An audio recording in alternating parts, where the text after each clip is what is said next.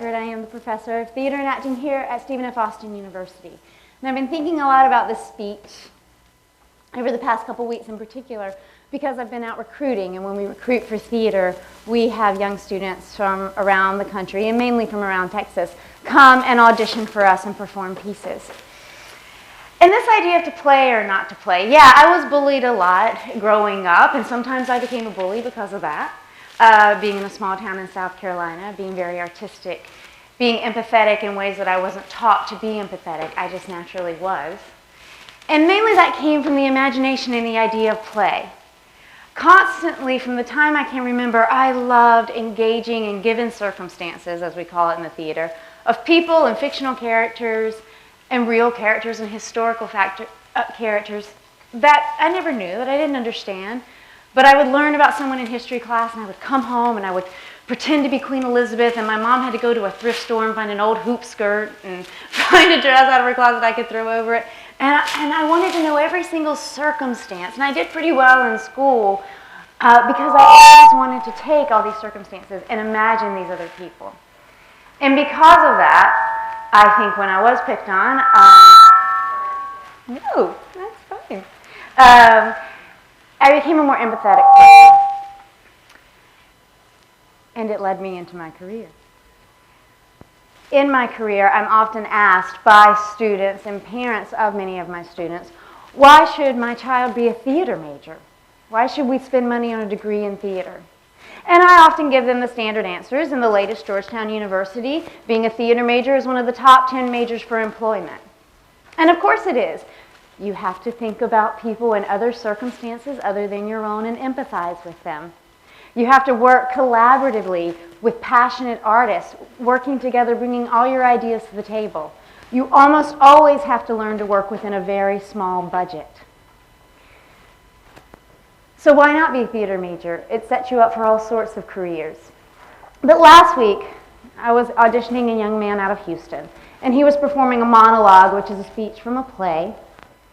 And the monologue was a young man talking to his teacher, explaining, well, the character was explaining that he just didn't believe he was smart. No matter how hard he tried in school, he just was starting to think that he was just dumb.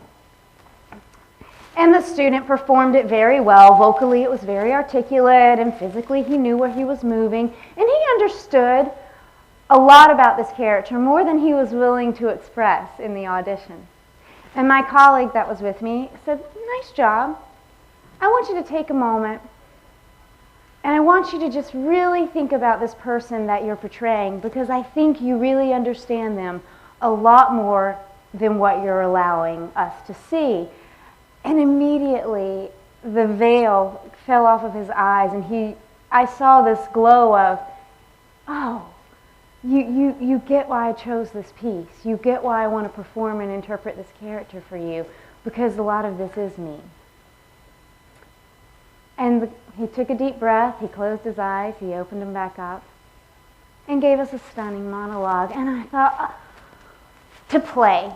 What happens when we get to play? And I thought back to when I was a kid and wasn't in a place where I always felt comfortable, and so I just played. And for that reason, I was able to become a more empathetic person than to become another bully.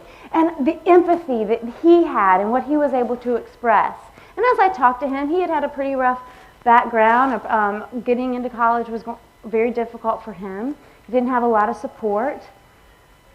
But he wanted to go into theater, into art, so he could empathize with others, so he could play. And I thought, what happens if we play in everything we do?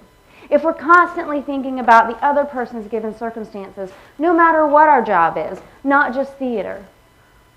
What happens when we're always thinking about what the other person is needing, and what if I'm in their shoes? What can I create? What can I offer to the world?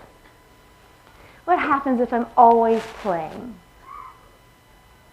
In theater, you're never, ever working alone. You're never a solo business. There's always the fabulous technicians that are giving you lights and sound. There's the set designers. And even if you take all of that away, we have to have the audience. The great director Peter Brooks said, theater doesn't happen on stage and it doesn't happen in the audience. It happens in that empty space in between. And as a performer, even if you're telling your own story and you're not even playing a character, much like today, you have to be empathetic to what the audience is giving you in that empty space. If I make a joke and somebody laughs, I know another joke is coming up, I could punch it even more for their entertainment. If I'm an empathetic performer, if I'm constantly listening, if I'm constantly playing with the world around me.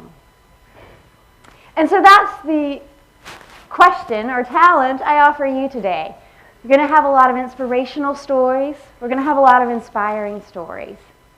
How have people played to come to where they are today? What happened when Einstein played with physics? What happened when Mark Zuckerberg played around with computer programming? Or Jackson Pollock played with paint? What happens when we play? When Sarah Blakely played around with pantyhose ladies, thank goodness. She's the founder of Spanx. What happens when we empathize and we play and our work becomes something that we're always enjoying, not just something that we do? And so that's the question I ask for you today. How do you play? Thank you.